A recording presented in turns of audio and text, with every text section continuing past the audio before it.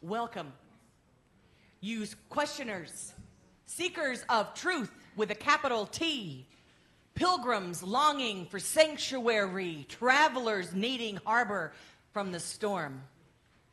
Welcome, those of you who are holding on by a thread, determined breakers of the chains of loneliness and isolation. You pushed through your fear because something told you that you deserve to belong, and you do. Welcome home. Welcome those who braid ropes again and again and again. You've been there for our siblings who were just hanging on. You gave them a hand into community and told them, you can rest here. Welcome you who seek spiritual and religious community for your children and your grandchildren. You entrust your young people here, and we, as a community, commit to nurture and respect them. Welcome, children and youth. You give us the gift of your wisdom, your joy, your curiosity, and you trust that we will hold it all safe, and we will. Welcome. Welcome home. How do we make this tender place wider? How do we stretch into a bolder welcome, a more radical generosity of the heart? Can we imagine ourselves, the stewards and ushers, not only into this space, but into our circle of belonging? Can we commit and recommit and recommit to being accountable to one another as an anti-racist, anti-oppressive community that centers marginalized voices, that listens to those voices, especially when what they're saying is hard to hear. Can we be willing to grow and change? When we break our agreements with one another, can we offer amends? Can we be humble and generous? There is grace enough here. There is, in this place, the possibility of healing, of repair, of making things right with ourselves, between us, and with the wider world. There is, in this place, possibility. Welcome home. And welcome to the Unitarian Universalist Fellowship of Fayetteville. My name is Reverend Renee, and I am your Associate Minister and Music Director. Unitarian Universalism is a tradition open to all people, whether you are religious or non-religious. We UUs have 7 core values at the heart of our beliefs: justice, equity, transformation, pluralism, interdependence, generosity, and love, which is at the center of everything we do as UUs. We respect our connections to each other, to all life, and to the precious universe of which we are a part.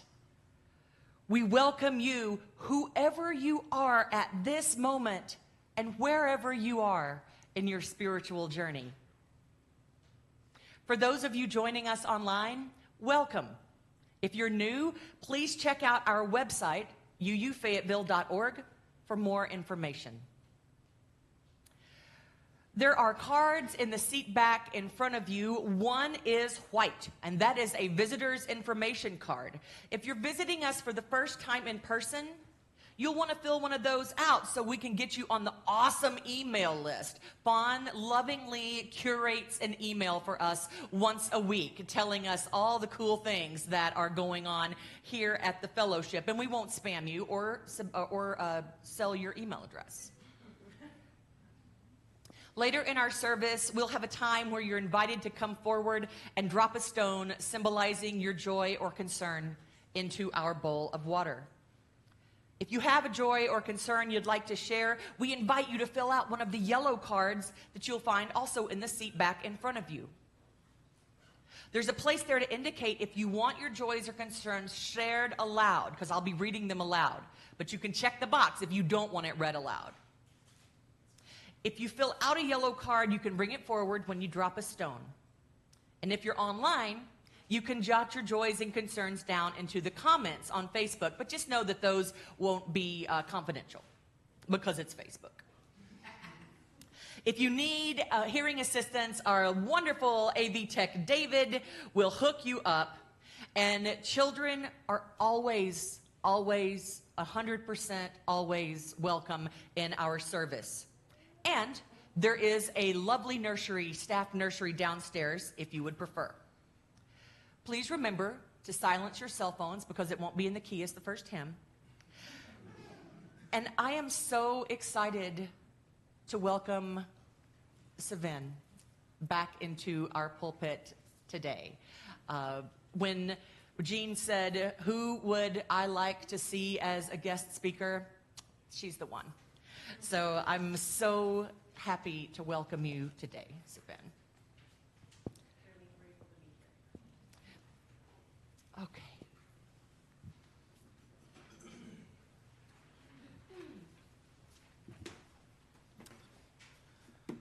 Please join us in the lighting of the chalice as I nervously read these messages. And you can read them with me.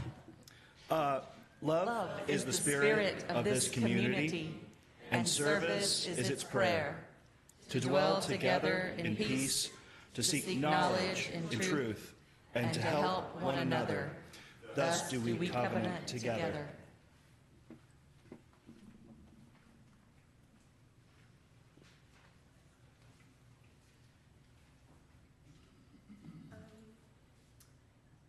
the clicker?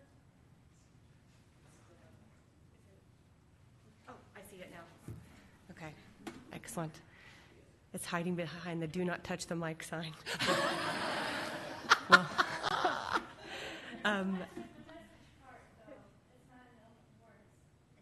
oh, this is different. I'm so sorry. You're doing great. Okay, so is the opening words, I'm just introducing, and then when does, okay, I am so sorry. I thought that this was the full show. No, so will I sit down after this? Okay, all right. Well, opening, and I'm not reading anything. These are my opening words. All right, well then, a little improvisation. I thought I was opening with the talk. I am so sorry. We've had a wild back to school semester, so this has been an interesting year so far with my main job at NWAC, which is to be a history professor, and I coordinate study abroad programs there, and it's just been kind of wild. So I'm maybe not as prepared as I would like to be when I'm giving a public talk, especially with a group of people that I really feel like I share so many values with and care very deeply for. So please excuse me not knowing what I'm doing here, and hopefully I will say things that are still interesting to you when we get to that point. But the opening words, I think what I'm feeling right now after listening to Reverend Renee is just the thing that popped in my head, which is maybe a weird thing to say, that I feel like if Mother Earth had a religion, it would be UU. And I'm going to tell you really quickly why I think of that. I saw a few things circulating on the internet about organisms that are learning in the sea and also in the air, like fungi that are learning to eat plastics, right? So the earth is trying to heal itself and is just continuously, resilient and persistent and caring and adaptable, right? Really trying to adapt to whatever crazy thing we as humans do, right? And just continuing to love us and be a home and try to live with us even if we're not, the best guest that she could have, right? And I was thinking about that when Reverend Renee was speaking, and I thought, I think Mother Earth and the universe would be a UU if they were to sign up for something or if they could do that, which I guess means that I just think that you're, all the best people with the best intentions and maybe most importantly, the convictions and, you're making a choice to come here and commune with people with those shared values. And I think that that's so much what we need more of in our community here in Fayetteville, in the United States, of course, and then obviously in the world. So just thank you so much for letting me have the opportunity to come and talk with you about things that I think are interesting and important, and I feel like we will have that in common, I hope. All right, thank you. Oh, it's wonderful. Yeah. I can't wait to hear you. Yay! So our opening hymn today is, in fact, 1034. It's called De Noche. We are going to sing it in Spanish, then in English, then in Spanish again. It's okay if your Spanish isn't perfect. That is just fine. Mine won't be either. So I thought I would sing it for you once first, and then we will all sing it together, Spanish and then English and then Spanish. Rise as you are able in body or spirit. Okay, me first. Here we go. You go.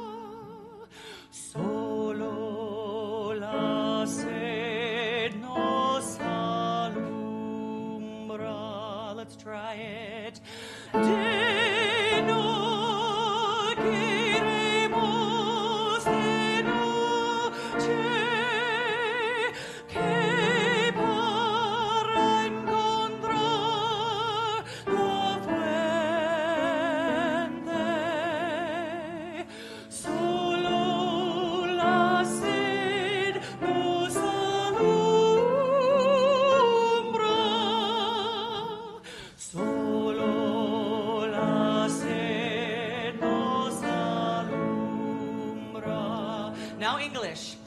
By night we hasten in darkness to search for living water. Only our thirst leads us onward. Only our thirst leads us onward. Last time, Spanish.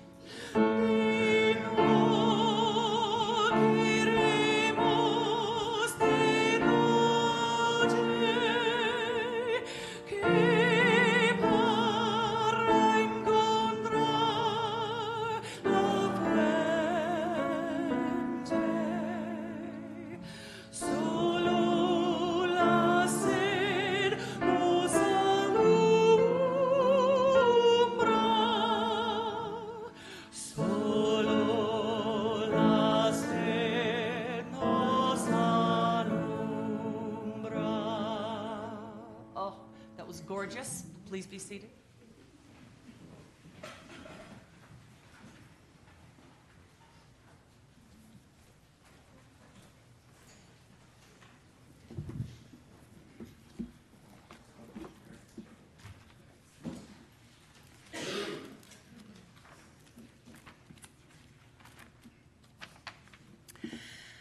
As Unitarian Universalists, we believe it is important that we take care of each other.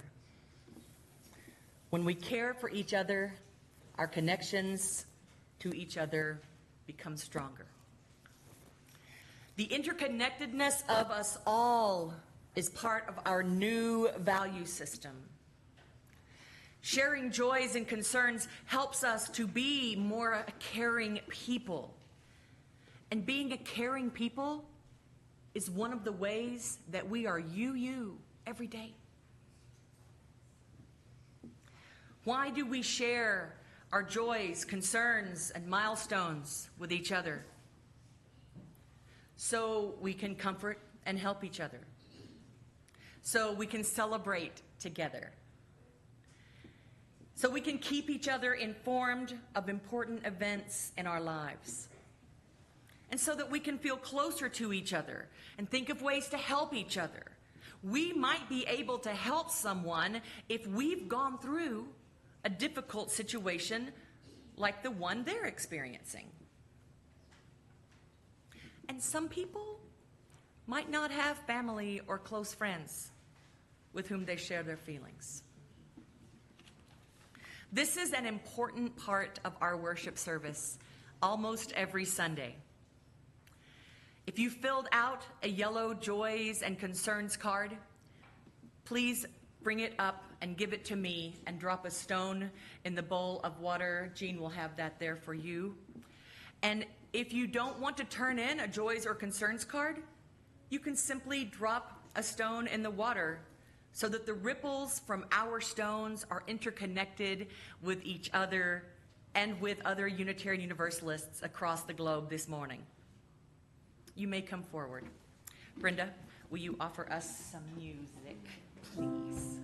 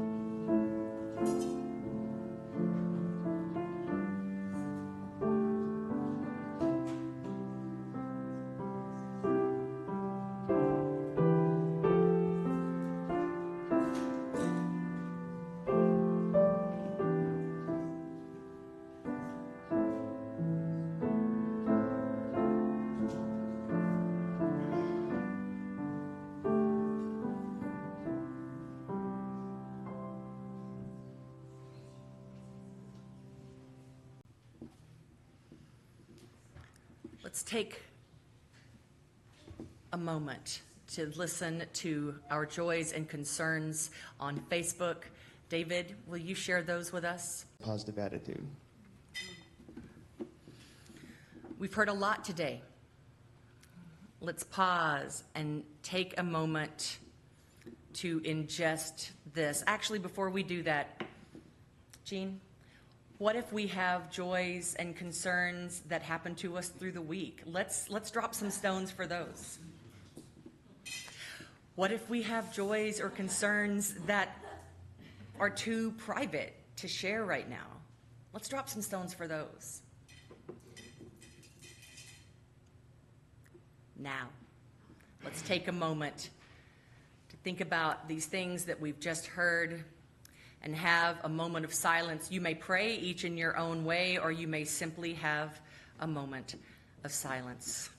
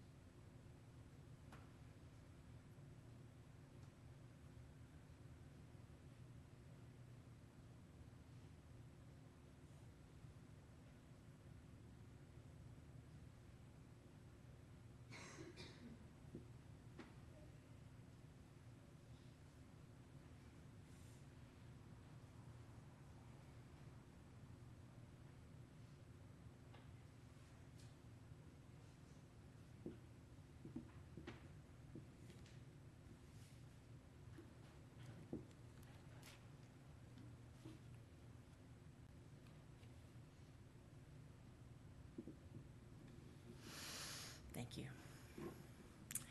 It is a ritual on Sunday mornings in our fellowship that we take up the offering. It is good to remind ourselves from time to time that the offering is symbolic as well as practical.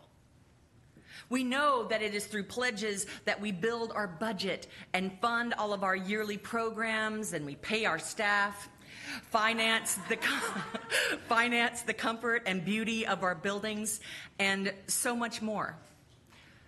We know that we could easily submit these pledge checks or click the donate button to the church at any convenient time. And of course, that's fine. But this ritual of passing the plate during our Sunday service makes a community expression of thanks for the blessings of abundance, to visibly bring in the harvest at this most cherished hour of the week. Our offering says that the act of giving is as essential to our spiritual well-being as anything else we do here on Sunday mornings. The offering will now be given and received in the spirit of grateful fellowship. Brenda.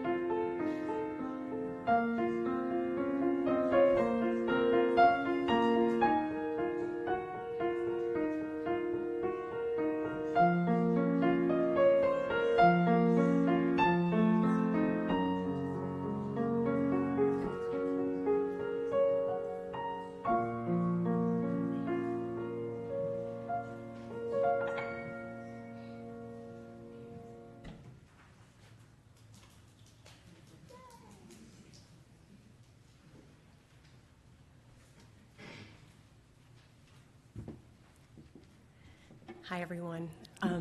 Hey, hello. Thank you all for being here today, and I am going to talk to you a little bit about a program, a study abroad program that we ran this summer in Mexico at NWAC, and really also hopefully deliver a lot of these big questions that the study abroad program to Mexico sought to answer, why we created it, what we're doing, and I think it's something that should resonate with most people living in the United States or in the Americas today. So what's happening in Latin America? That's really kind of the big question. But then also, when we were creating this program, we wanted to think about, the relationship between the United States and Mexico in regards to the laws and policies and culture and families. So how can we do something that can really look at the complexities of these issues? We know in the United States, and I'm just going to switch to this, the title page. We know that 28% of Americans think that immigration is the #1 issue facing our country, and is the biggest issue during the presidential election, immigration. 28% of Americans think that. And we also know that within that 28%, that 60% of those people think that immigration is the #1 security threat to the United States. Now, of course, I think everything is political, so this will probably be a little political, but I'm going to talk about it with you kind of the way I talk about these things with the students. So I will present the evidence, and if you know me or you're paying attention, you could probably tell how I feel or vote about these things without me explicitly saying so. So those 28% of people in the United States that are thinking about immigration a lot, often, and the majority of those people thinking that it's a security threat, immigration is a security threat. It's our #1 foreign policy issue, according to a lot of people that we share community with, right? We live and have to make a life with these people, whether we agree with them or not, whether this is something that is on the forefront.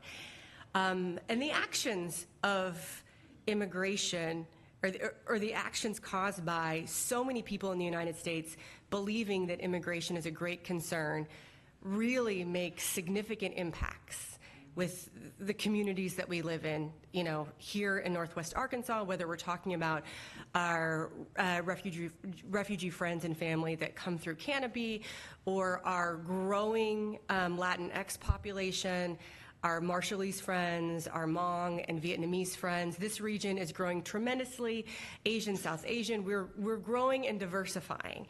So this discourse impacts a lot of people that we care about. And if you take a global view, or kind of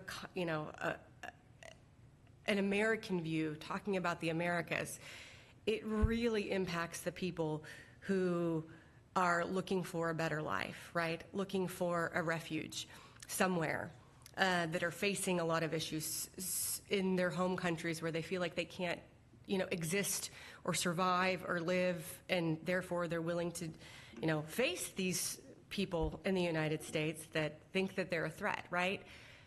So we have these questions. We understand the discourse in the United States, I think, pretty well. We hear it all the time. We see the contrasts between mass deportations and thinking of the U.S. as a refuge, and we kind of see everything in between.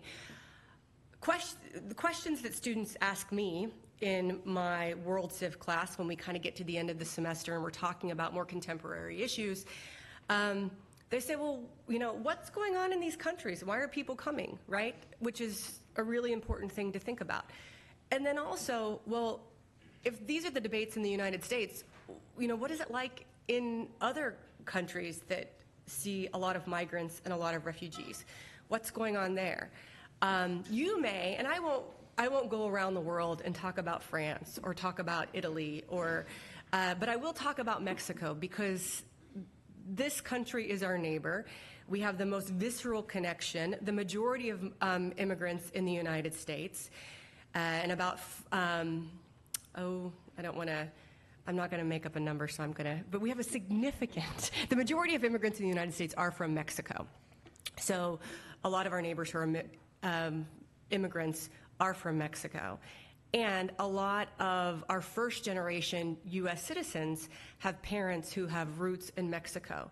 So, and especially in Northwest Arkansas, NWAC, where Carol and Jean and I work, and we are an emerging HSI, a Hispanic serving institution, which means that we'll have, and we're there. We have 25%. We have this emerging status for a while. 25% of our student body is part of the Latinx identifying community in some way, which is incredible. It's great to just make our college campus richer and more diverse, and bring in more ideas. We're working hard to hopefully hire to make our staff and faculty resemble our student body better.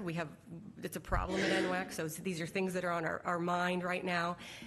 And then also creating content in classes and pulling content and new curriculum into existing classes that represents this growing portion of our student body, so they see themselves in our courses and they see themselves in our faculty. I think this is very important.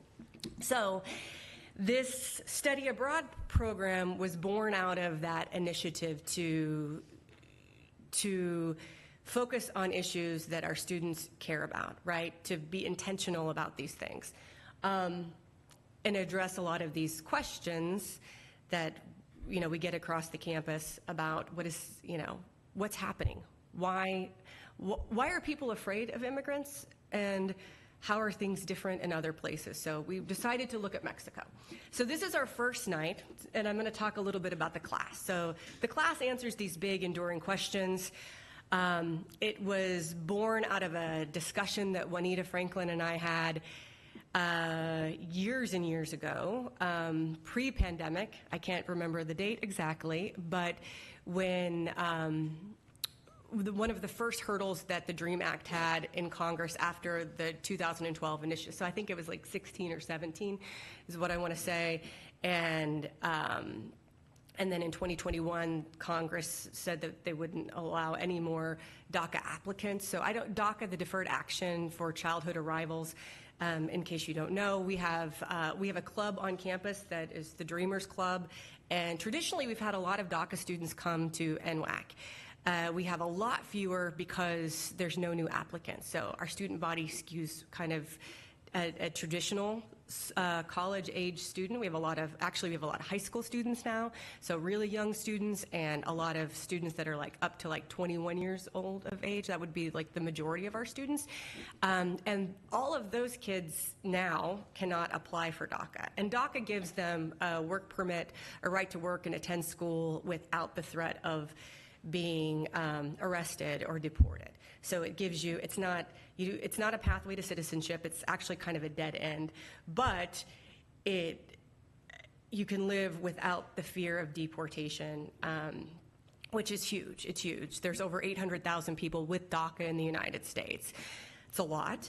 And we had a pretty significant community in the 2010s at NWAC that had DACA, and we had people on campus that were supporting people to get DACA renewals and things like that, and we still connect people with those things. So the class is born out of these discussions is how do we, tell the community, how do we educate our students and our colleagues and maybe the wider community about DACA, about immigration, about what people go through, and all of the hows and whys, what do we do? So we talked about having a class, and then this year it felt really, really important to have, because of the HSI status, but then also because it's an election year and you hear so much vitriol and so much divisiveness about immigration in our country, to have an opportunity to open up for these discussions on campus and in our classrooms and in the wider community,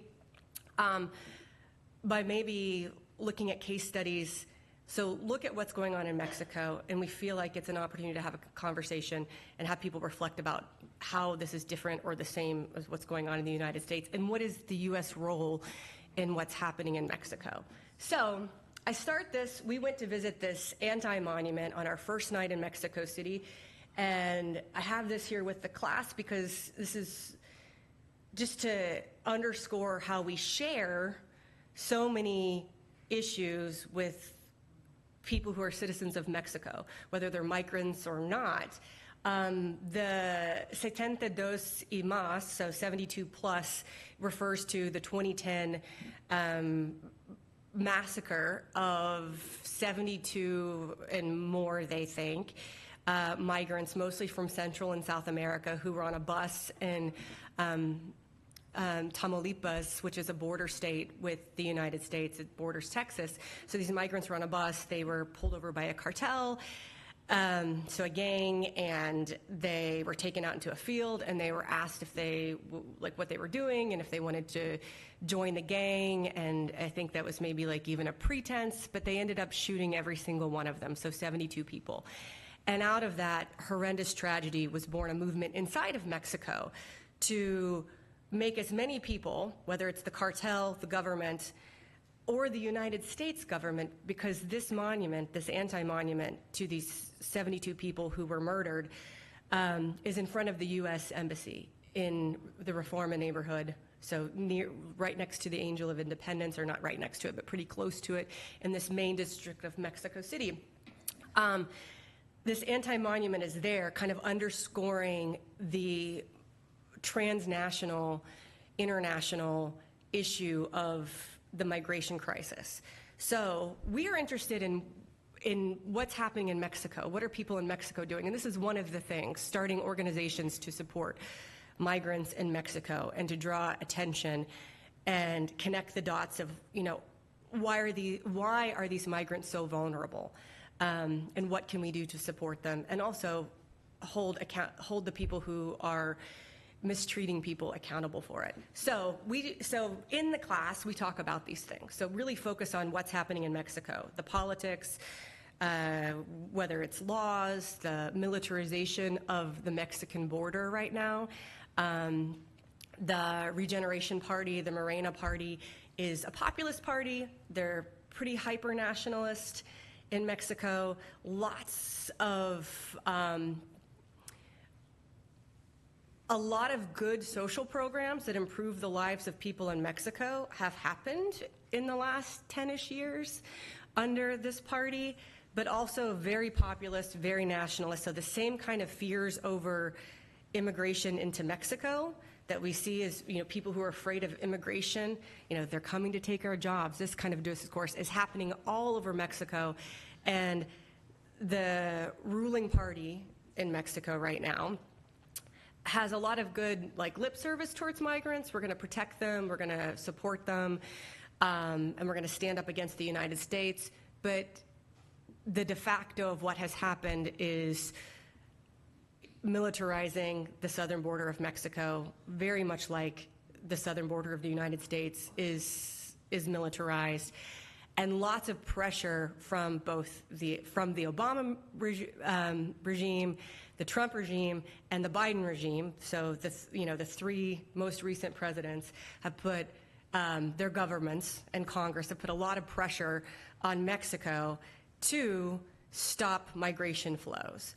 And so looking at what that looks like inside of Mexico, which is, you know, this a presidency that says, oh, we're going to stand up to the United States and we're going to support migrants. However, due to threats of tariffs under Trump and kind of the carrot of more work permits, if you beef up border security and create jails and deport people in Mexico, then Mexican citizens can get more work permits. So that's what the U.S. does in Mexico, and how this plays out for people. And so this is what we looked at before we went to Mexico, and this is a lot of things that we talked about while we were in Mexico. And if you have a question, because it is a lot of information in a short period of time. But if you do have a question about like a U.S. policy or a Mexican government policy or an agency or something like that, and if you want to just ask me something, you feel free. If that looks scary to some of the some of the people who are running, but if that's strange, maybe don't do that. But feel free to reach out to me if you have a question. I would love to take. I'm happy to share information that we disseminate in class if this is something that is interesting to you, if you want to look into any of these things further, because I'm gonna gloss over a lot of things that are actually really interesting and important, and things that I think might be actionable as U.S. citizens that could make an impact in, global politics about issues concerning immigration. Okay, so this study abroad program, we took 19 students. It had a really significant service learning component. We did a supply drive.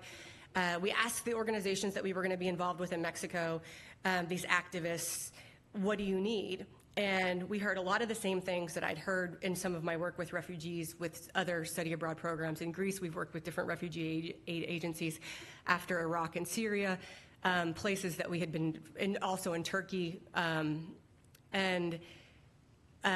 So we asked, what do you need? And shoes, men's shoes, is one of the biggest things. People donate women's and children's shoes often because women and children go through shoes more, I think, or there's like cheaper shoes for sale, all kinds of things. And men, and this is very it's a stereotype maybe, but I think of my dad who wore like the same pair of shoes for 20 years or something. So they never give away their shoes because they find a pair of shoes. I mean, and I think it's cultural. I don't think that there's anything like biological about this, but it is the culture of men to not generally have as many shoes as women, and we don't sell as many men's shoes, so the numbers match up with that. So there's just fewer shoes that are donated, and of course, there's a great need for shoes. So when you're walking across countries, you're wearing out your shoes in ways that, my gym shoes will never, ever experience. And it's a huge crisis. So we brought men's shoes. We brought school supplies. We brought hygiene products, including water filters and feminine hygiene products. All kinds of things that were on the list. And then when we got there, we also collected money, and some of the organizations they're feeding a lot of people, and so they needed money for foods, which it made more sense to buy that in Mexico than to buy that and drag it across. So this is two of our students carrying one of we packed things in old suitcases and checked them and brought them that way. That's what we did. So service learning, we had the supply drive, and then we also worked with 3 different refugee migrant aid agencies in Mexico that are doing really different work. So one organization is Casa Tochan, which thank you very much. You guys give a very generous speaker fee, and we're going to pay that forward and give this to this organization. So this was one of the biggest things that the students, and I'll share a few of their reflections. Right now, they have a capacity for 50. They have 83 migrants that are sleeping on mats. And our students this is the place that we took most of the shoes to. And you would have thought that we brought gold bars or it was just, I think I have a quote in here from a student about this, but this was just, the students couldn't believe that someone could be, that the need was so great. They just had no idea. So we did that. We had authentic Venezuelan arepas they've made, so we ate with them, and then we all went around and introduced ourselves and talked about why we were there, essentially. So the students had an opportunity to hear from migrants. The majority of people were from Venezuela, which we found everywhere we went in Mexico. The majority of people are from Venezuela, and outside of that, Honduras, Haiti, Peru, Ecuador, and Guatemala, and El Salvador. A few years ago, it would have been mostly Guatemala and El Salvador, Peru, Ecuador, and Honduras also a few years ago. But Venezuela is by far the major source of people who are migrating through Central America, through Mexico, in an attempt to get to the United States. We learned that most people wanted to come to the United States, but they were willing to stay in Mexico if they were granted asylum and work permits, but they were finding it to be very, very difficult. Now, something that I think that you will find interesting is that the Mexican economy, much like our own, there's no rational or reasonable reason why they could not absorb these migrant workers, right? There's about 1.6 million jobs open, and it's really a crisis in Mexico. And there's a serious tension because the government's not saying Mexicans don't go to the United States because $63 billion of the Mexican economy is remittance. So people who come to the United States and send money back to Mexican communities, to families. That is the highest percentage of foreign income for Mexico. It's more than tourism. So think, I mean, all the people in Cancun and Sayulita, wherever, the remittance is more than that, and it's more than oil exports, which Mexico is an oil-producing country. They export a lot of oil. So remittance is more than both of those things. It's the highest amount of foreign income that the country of Mexico goes or gets. So appeasing the United States so Mexicans can get more work permits, right? And encouraging Mexican citizens to work in the United States is advantageous to the Mexican government. And at the same time, they need people to work in Mexico. So, and I mean, this is maybe, not that exciting of a story, but I think the general thing is the same exact discourse that is nonsensical, that it makes no rational sense in the United States. The crime rates in Mexico migrant crime in Mexico, though you hear about it on the radio in Mexico, it's the same situation as it is here. It's next to nothing.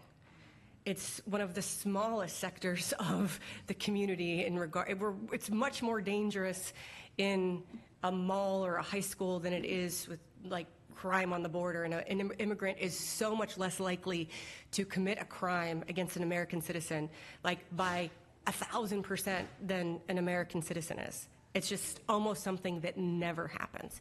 You hear, it does happen, and you hear about these individual anecdotal cases over and over again, but it's not a rational fear. It's not a plague. It's not an epidemic. But the same discourse is happening in Mexico because of pressure from the United States, a populist regime and a populist nationalist sentiment that Mexico is for Mexicans. The Morena party, the Morena is in reference to the Virgin of Guadalupe Hidalgo as this nationalist symbol of Mexico that the majority of people in Mexico are Catholic and making a pilgrimage. We took our students, we went to the Basilica. This was really huge for a lot of our students who have Mexican heritage, and that has been such a huge part of their family, and it was important. But then there's, a political co-optation of that, of, invoking this thing that is an essential part of Mexican identity from the colonial period. This transculturation of Christianity and Mexica Aztec religion, and this symbol of the dark-haired Virgin, the dark-skinned, dark-haired Virgin Mary is huge. So the party embraces that. So there's this hyper-nationalist component of this populist party that is complicated because it does do some good things, but then it, like many political parties, the bottom line is they need the remittance. They may talk tough about the United States and say that they support organizations that are confronting the United States about immigration, but in reality, they're doing exactly what the U.S. wants them to do over and over again. So I have just a few more minutes. I want to show you some of the students' photos here. These women are interesting. They've started a cooperative in a small village outside of Puebla, and we visited with them. And their goal is to raise awareness about what happens to Mexican families when their loved ones are working in the United States, and how dangerous it is, and how these moms and sisters and some husbands and brothers and sons, these people, but it's mostly mothers. So these mothers are how they suffer and how they worry, and they're trying to publicize this version, which was really significant to our students because, and this is a really special part of this study abroad program, almost everybody spoke Spanish because 15 out of 19 students were of Mexican descent. One student was Guatemalan. We had 10 DACA students who are documented, and we were able to do a lot of work in Spanish. And we were worried as educators and people who really care about these students, how would hearing this story impact our students? Because it's not, and they'll say this is something that we've never really thought about. We thought about how hard it was for our parents or how hard it was for our grandparents, but we never thought about our grandparents and our aunts who were left behind and what it was like for them. So hearing this was a really important educational component of this. And then talking with people in Mexico who maybe have a different idea than the government has about how to, help the immigration situation, right? So adding some complexity to it, I thought was important, and this was an excellent experience. We did piñatas, we brought school supplies and other things. Every place that we went, we brought things from the supply drive. These pictures aren't so great, but our students loved playing with the kids in this village. It was their favorite thing. We talked about this all the time. I thought that the kids with the football, soccer, I was nervous because we have big kids, but these little kids were so good. They creamed them. So I was nervous the whole time because they're playing on this concrete. I'm like, oh, this is it. This is how I get study abroad canceled forever at NWAC because we have a big injury, but everybody was fine. We had a great time. We went down to Oaxaca, where a lot of people are coming in, like crossing Chiapas and that southern border. And since almost everyone spoke Spanish, we were able to work with some organizations down there to do surveys with migrants, which is huge. This is a great thing for college students to be able to participate in this kind of research that will eventually be used. They would like to have a drop-in center. They're working out at these little tiendas and with tough relationships with neighbors, as you can imagine, people complaining because there's nowhere for people to sleep. Here, I'm going to keep going. People are camped out in parks and in tennis courts all over Oaxaca. And there's not a shelter, there's nothing. So they're trying to collect data about what's going on with these migrants and what do they need, so then they can apply to like the Gates Foundation. And they've contacted some organizations and said, well, how many people? Where are they coming from? What are the needs? And they didn't have any data, so now they're really looking for people to help collect data. So we went in pairs out into these communities and we passed out things, but then we also, everybody who did speak Spanish, we gave surveys and people wanted to share their stories. We asked, and our students, I couldn't have been more proud because they just really asked questions, and there was so much care and love in this whole exchange of information, and that just felt extremely special to me and something that I will never ever forget. Having this opportunity was incredible, and I think it's time. And I told you a little about the students, and so this is our community, is what I want to underscore. NWAC is 25%, HSI, a Hispanic serving institution. Northwest Arkansas is, the numbers are growing. They're at least 25%, probably more. I'm so happy to be here in this loving organization because it's hard for them right now. It's hard for the kids that went on this program. It's hard for migrants. And we didn't even really get into all of the, you might have questions about Venezuela. I can send you resources, what's going on there. I wish I would have talked maybe a little bit more about that. Come back. But yeah, okay. Deal. I love coming here. And we just have to love them really hard right now, and you guys are so good at that. And I wish all of the students were here to, next time I will tell them ahead of time to come. But they're really fantastic, and maybe we'll share this out and you could read some of these responses from the students. The shoes, she mentions the shoes. One of the biggest challenges for me was seeing how poorly immigrants are being treated in Mexico, an area where I would have thought would treat people I would have never thought would have treat people so harshly. When conducting surveys, it was difficult to see others struggling with things like food or losing their loved ones along their journey.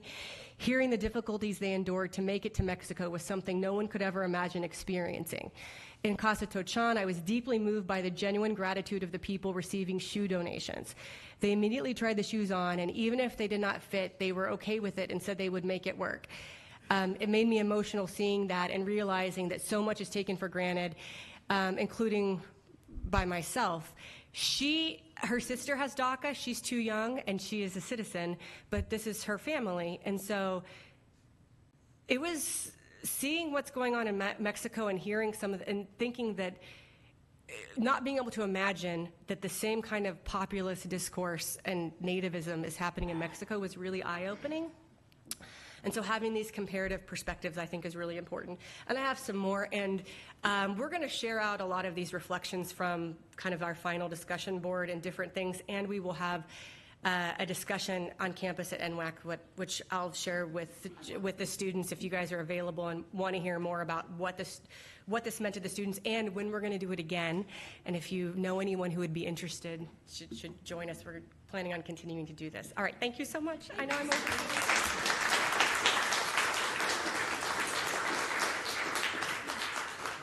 Wow. Thank you. Oh my gosh, thank you. You know, every so often we do a share the plate, which is we share what we get in our offering plate. Maybe you can give me some more information about one of these organizations and we can share the plate. I would be so honored. That would be awesome. Yeah, absolutely. Woo! Oh, so good. Okay, let's have a closing hymn. This is going to be a round, and Jean and I will lead you in that. Jean will do that side. You be the first one. And I will lead this side. That's right. That's right. That's right. This is Please Rise As You Are Able in Body or Spirit. This is hymn number 1023, Building Bridges. And let's sing it together first, at least once. I'll cue you as we go. Okay.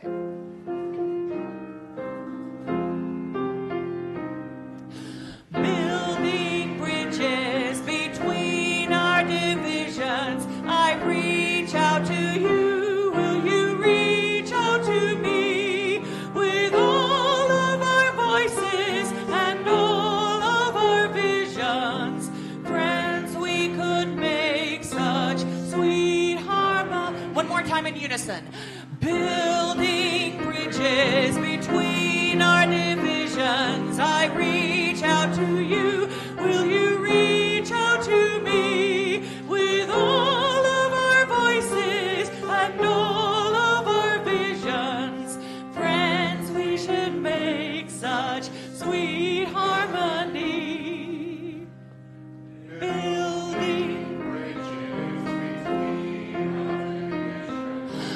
Building bridges between our divisions, I reach out to you. Will you reach out to me with all of our voices and all of our visions? Friends, we should make such sweet harmony. One more time. Building bridges between our divisions, I reach out to you. Will you reach out to me with all of our voices and all of our visions? Friends, we could make such sweet harmony. Oh, great. Have a seat. Jane and Katie.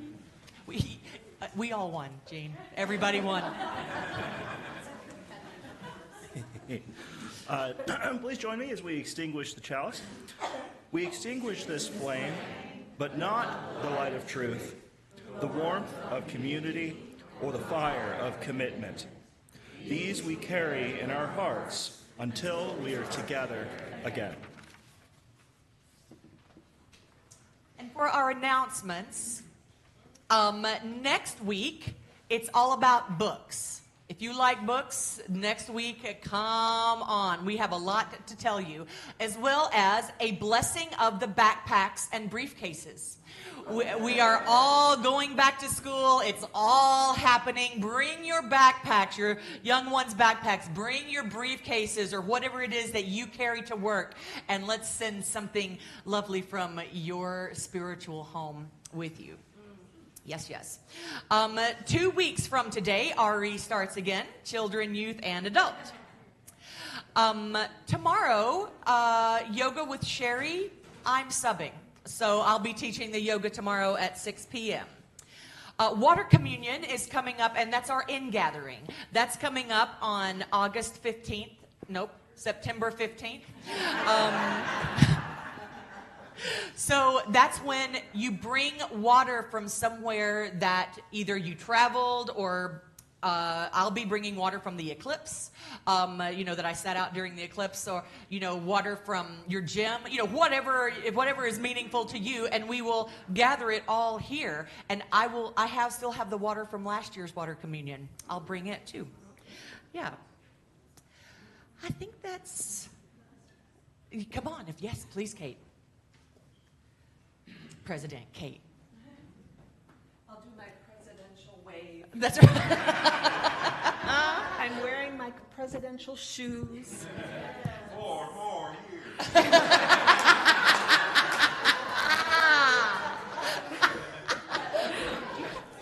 Oh my.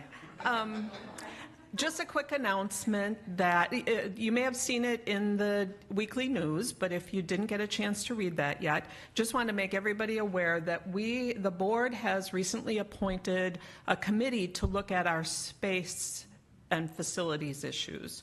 And I would just want to really acknowledge those. And the plan is for them to look at just our overall footprint and the building, and especially downstairs, we're having a lot of crowdedness. It's not reflected today, but once we're past summer, even in the sanctuary. So the committee includes Susie Schrader, Leanda Gavin, John Johnson, Jean Vincent, Kathy Shermer, Earl McShane, and Steve Krogel. Susie has kindly offered to chair the committee. We're thrilled, and just wanted to make you aware of that. Okay, thank you. Read more about it in the newsletter.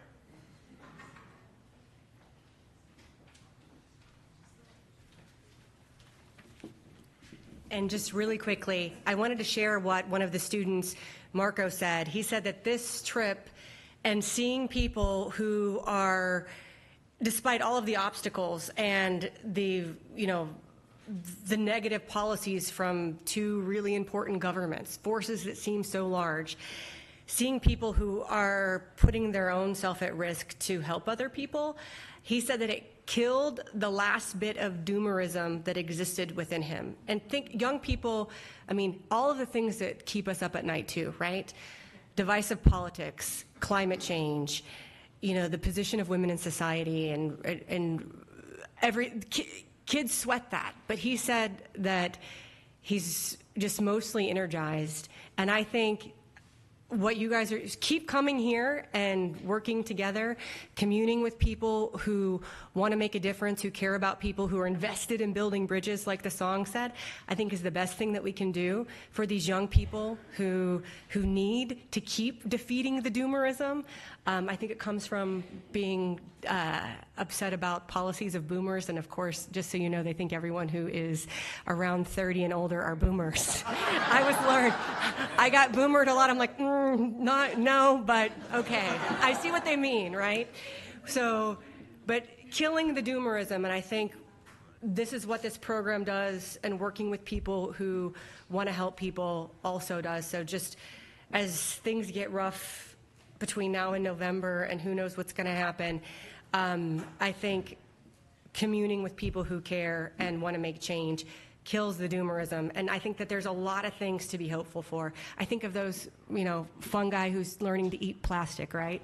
We're going to do all of those things. Keep doing it. So thank you, and thank you so much for allowing me to come and talk with you guys. And if I can ever be of any help with anything, please never hesitate to reach out to me. So glad to know you.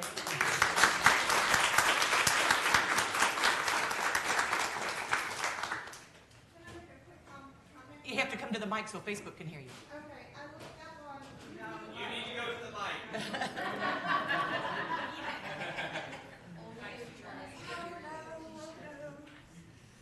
Because I can't stay off of Google during services like this, I want you all to know that the Unitarian Universalist Service Committee is already a partner with Casa Toshan. Isn't that right? So we already have a faith connection. So if you support the UUSC, you're also supporting this kind of a program. Anyway. Thank you. That's perfect. Dear ones, know that I love you and that you are loved. Go in peace, and I'll see you next week.